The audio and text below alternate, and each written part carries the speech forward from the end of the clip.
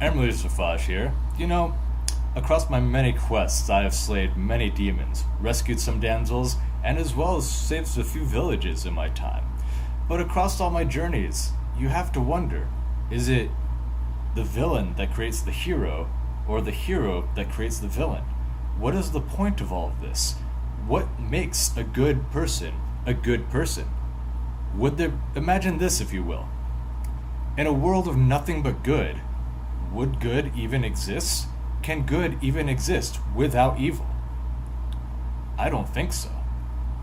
Let me further explain this point by presenting to you one of my favorite books of all time. Prepare yourself, for you're about to hear the story of The Little Soul and the Sun by my favorite author, Neale Donald Walsch.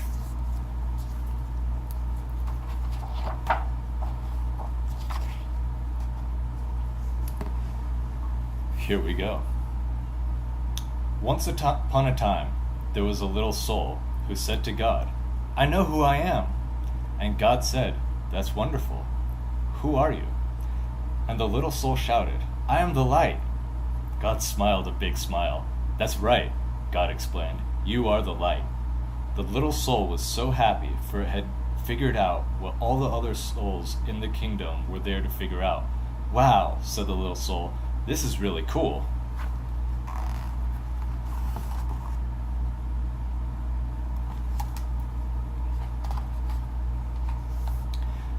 But soon, knowing who it was not enough. The little soul felt stirring inside and now wanted to be who it was. And so, the little soul went back to God, which is not a bad idea for all souls wanting to know who they really are, and said, "Hi God, now that I know who I am, is it okay for me to be it?" And God said, "You mean you want to be who you already are?" "Well," replied the little soul, "it's one thing to know who I am, and another thing altogether to actually be it. I want to feel what it's like to be the light." "But you already are the light," God repeated, smiling again. "Yes, but I want to see what it feels like," cried the little soul. "Well," said God with a chuckle, "I suppose I should have known. You always were the adventuresome one." Then God's expression changed. "There's only one thing." "What?"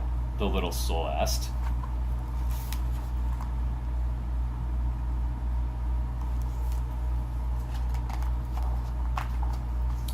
"Well, there is nothing else but the light. You see, I created nothing but what you are, and so there is no easy way for you to experience yourself as who you are, since there is nothing that you are not." "Huh?" said the little soul, who was now a little confused. "Think of it this way," God said. "You are like a candle in the sun. Oh, you're there all right, along with a million kajillion other candles who make up the sun. And the sun would not be the sun without you. Nay, it would be a sun without one of its candles. And that would be no sun at all, for it would not shine as brightly. Yet how to know yourself as light when you are amidst the light? That is the question." "Well," the little soul perked up, "you're God. Think of something." Once more God smiled. "I already have," God said. "Since you cannot see yourself as the light when you are in the light, we'll surround you with darkness."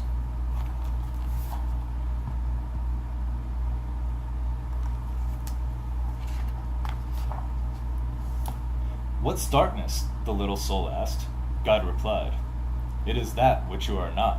"Will I be afraid of the dark?" cried the little soul. "Only if you choose to be," God answered.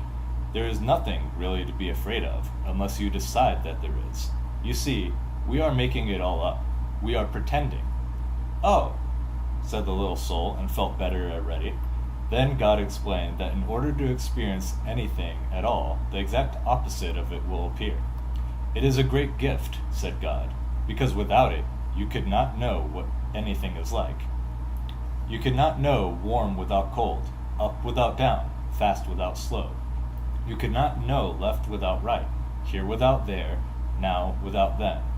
And so," God concluded, "when you are surrounded with darkness, do not shake your fist and raise your voice and curse the darkness."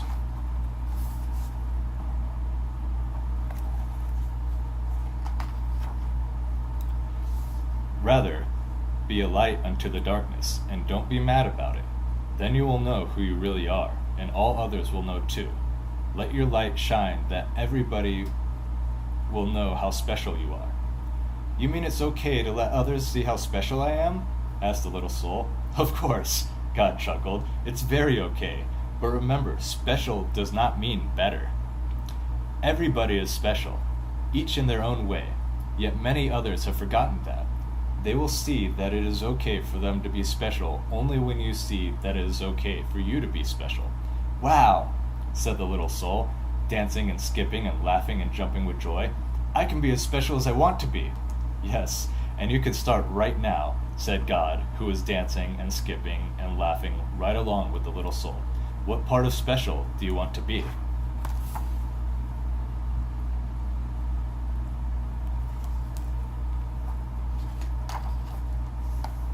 What part is special? The little soul repeated. I don't understand. Well, God explained, being the light is being special, and being special has a lot of parts to it. It is special to be kind. It is special to be gentle. It is special to be creative. It is special to be patient. Can you think of other ways it is to be special? The little soul sat quietly for a moment.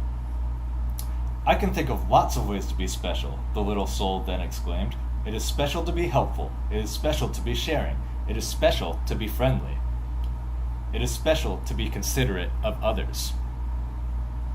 Yes, God agreed, and you can be all of those things, or any part of special that you wish to be at any moment.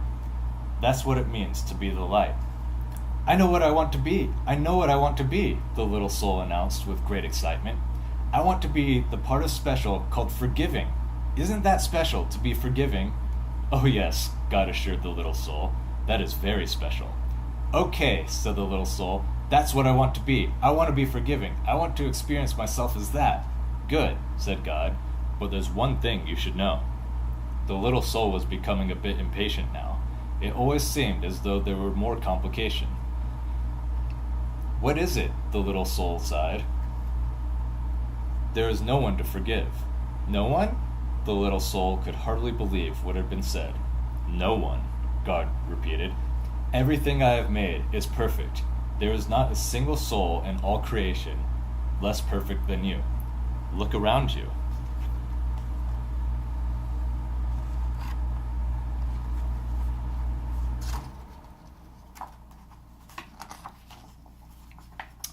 It was then that the little soul realized a large crowd had gathered. Souls had come from far and wide, from all over the kingdom, for the word had gone forth that the little soul was having this extraordinary conversation with God, and everyone wanted to hear what they were saying.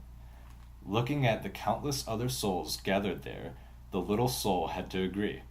None appeared less wonderful, less magnificent, or less perfect than the little soul itself. Such was the wonder of the souls gathered around, and so bright was their light that the little soul could scarcely gaze upon them. Who then to forgive? Asked God. Boy, this is going to be no fun at all, grumbled the little soul. I wanted to experience myself as one who forgives. I wanted to know what that part of special felt like. And the little soul learned what it must feel like to be sad. But just then, a friendly soul stepped forward from the crowd. Not to worry, little soul, the friendly soul said. I will help you. You will? The little soul brightened. But what can you do? Why, I can give you someone to forgive. You can? Certainly, chirped the friendly soul. I can come into your next lifetime and do something for you to forgive.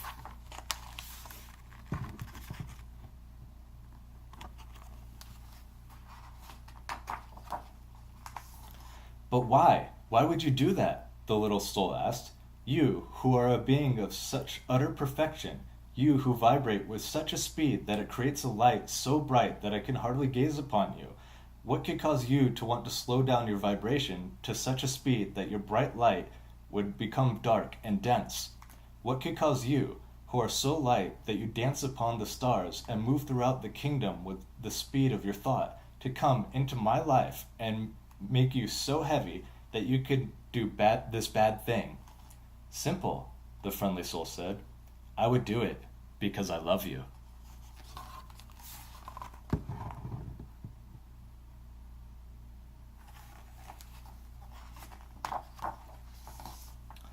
little soul seemed surprised at the answer.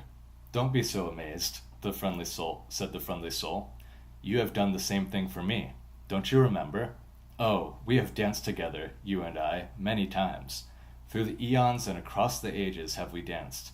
Across all time and in many places have we played together. You just don't remember. We have both been all of it. We have been the up and the down of it, the left and the right of it. We have been the here and the there of it, the now and the then of it. We have been the male and the female, the good and the bad. We have both been the victim and the villain of it. Thus have we come together, you and I, many times before, each bringing to the other the exact and perfect opportunity to express and experience who we really are. And so, the friendly soul explained a little further, I will come into your next life and be the bad one this time. I will do something terrible. Then you can experience yourself as one who forgives.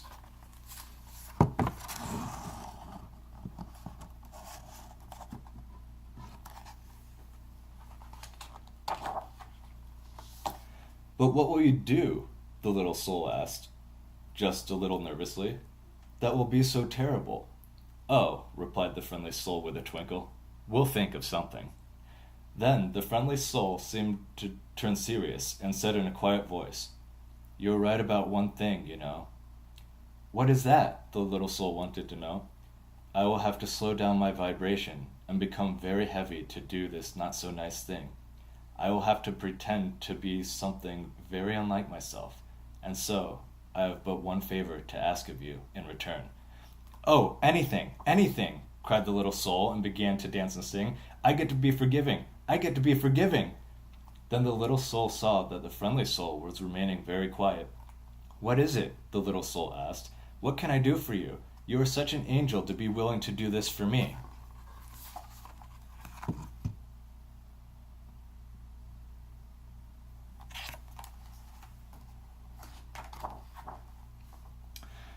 Of course, this friendly soul is an angel, God interrupted. Everyone is. Always remember, I have sent you nothing but angels. And so the little soul wanted more than ever to grant the friendly soul's request. What can I do for you? The little soul asked again. In the moment that I strike you and smite you, the friendly soul replied, in the moment that I do the worst to you that you could possibly imagine, in that very moment. Yes? The little soul interrupted. Yes? The friendly soul became quieter still. Remember who I really am. Oh, I will, cried the little soul. I promise. I will always remember you as I see you right here, right now.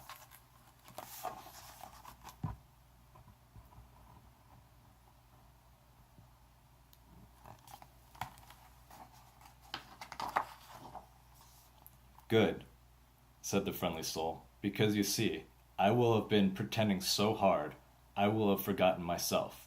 And if you do not remember me as I really am, I may not be able to remember for a very long time. And if I forget who I am, you may even forget who you are. And we'll both be lost. Then we will need another soul to come along and remind us both of who we are. No, we won't, the little soul promised again. I will always remember you. And I will thank you for bringing me in this gift, the chance to experience myself as who I am.